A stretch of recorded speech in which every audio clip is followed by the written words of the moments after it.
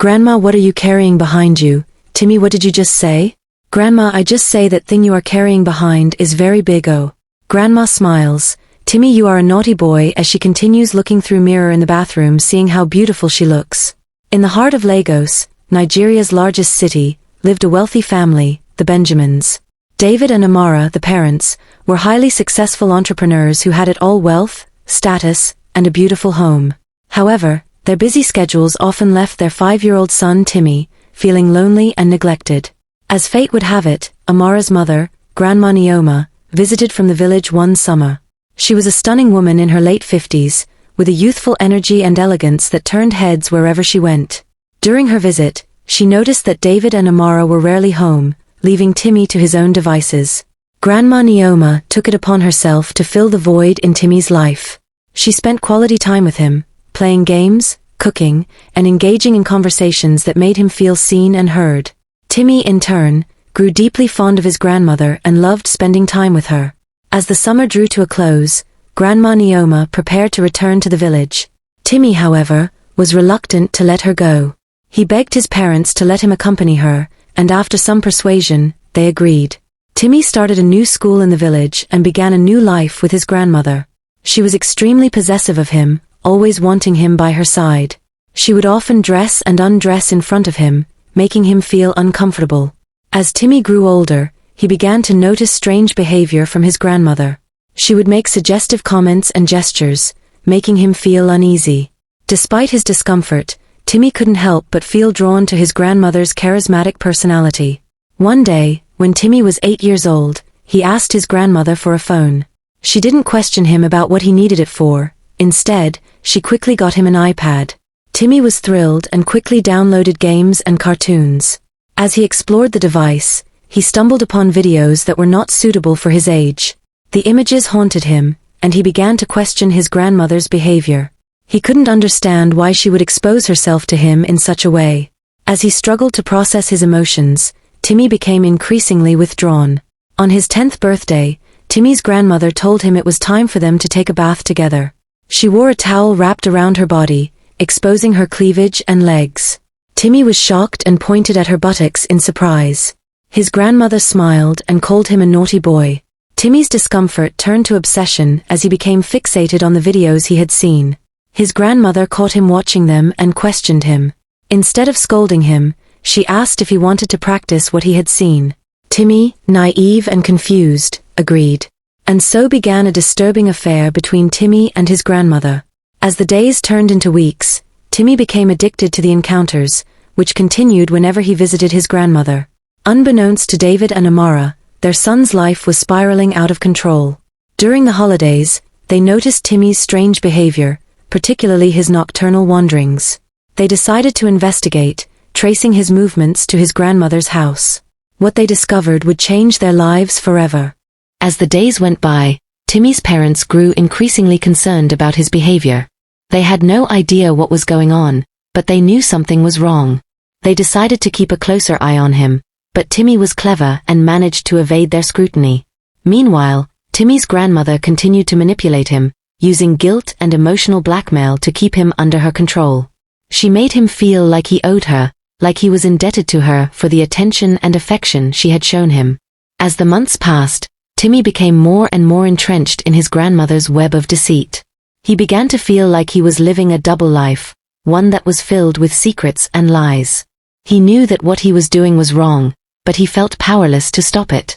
One day, Timi's mother, Amara, decided to follow him to his grandmother's house.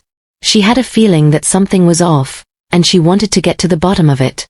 What she saw when she arrived at the house would change everything. As she approached the house, she saw Timi and his grandmother through the window. They were sitting on the couch together, and it looked like they were having sex. Amara's mind couldn't even process what she was seeing. She felt like she had been punched in the gut. She burst through the door, demanding to know what was going on. Timi's grandmother tried to cover, but Amara was having none of it. She saw the guilt written all over Timi's face, and she knew that something was terribly wrong. "Timi, what's going on?" Amara demanded, her voice shaking with rage and fear. "Tell me the truth." Timi looked up at his mother, his eyes filled with tears. He knew that he had been caught, and he didn't know how to escape the consequences. "Mummy, I don't know what to say," Timi stammered, his voice barely above a whisper. Amara's face was a picture of shock and horror. She couldn't believe what she was hearing. Her own mother, abusing her own grandson. It was unthinkable. "We'll talk about this later," Amara said, her voice cold and detached. "Right now, we need to get you out of here." And with that, Amara turned and walked out of the house, leaving Timi's grandmother standing alone, her secrets and lies finally exposed. But the consequences of Timi's grandmother's actions were only just beginning. The fallout would be devastating, and it would change the Benjamin family forever. As they walked away from the house, Amara couldn't help but feel a mix of emotions. She was angry, hurt, and betrayed by her own mother's actions. She couldn't believe that her mother could do something so heinous to her own grandson. Timi, on the other hand, was quiet and withdrawn. He knew that he had been caught, and he was scared of the consequences. He didn't know how to process his emotions or what to say to his mother. When they arrived home, Amara sat Timi down and tried to talk to him about what had happened. But Timi was too scared and ashamed to talk about it. He just shook his head and cried. Amara realized that Timi needed professional help to deal with the trauma he had experienced. She booked an appointment with a therapist, hoping that it would help Timi to process his emotions and heal. The therapist, a kind and compassionate woman, worked with Timi to uncover the truth about his grandmother's abuse. She helped him to understand that it wasn't his fault and that he didn't deserve to be treated that way. As the therapy sessions progressed, Timi began to open up about his experiences.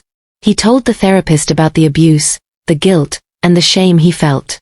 He also talked about his grandmother's manipulation and control. The therapist listened attentively, providing a safe and non-judgmental space for Timi to express himself. She helped him to develop coping mechanisms and strategies to deal with the trauma he had experienced.